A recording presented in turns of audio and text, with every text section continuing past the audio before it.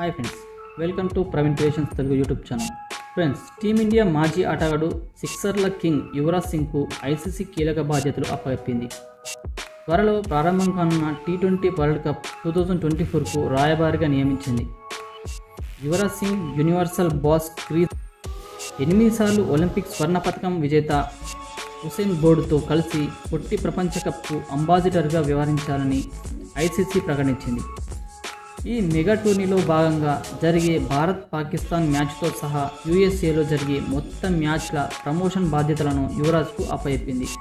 T20 world కప్కు ICC రాయబారిగా ఎంపిక కావడంపై యువరాజ్ స్పందిస్తూ, ఒకే ఓవర్లో 6 సిక్సర్లు కొట్టడం వంటి మరుపురాని జ్ఞాపకాలు పొట్టి ప్రపంచ కప్తో ముడిపడి ఉన్నాయని చాలా సంతోషంగా వ్యక్తం చేశాడు.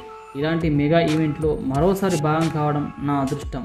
వరల్డ్ కప్ రాయబారిగా నా బాధ్యతలు నిర్వర్తించడానికి చాలా సంతోషంగా ఉందని అతడు చెప్పుకొచ్చాడు.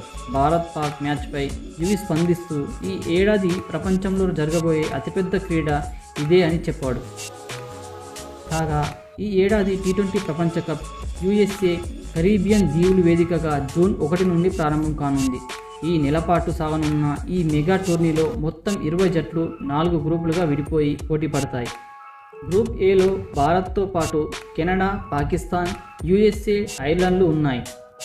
క్రికెట్ అభిమానులు ఎప్పుడెప్పుడా అని ఎదురుచూస్తున్న భారత్-పాకిస్తాన్ మ్యాచ్ జూన్ 9న న్యూయార్క్ వేదికగా జరగనుంది.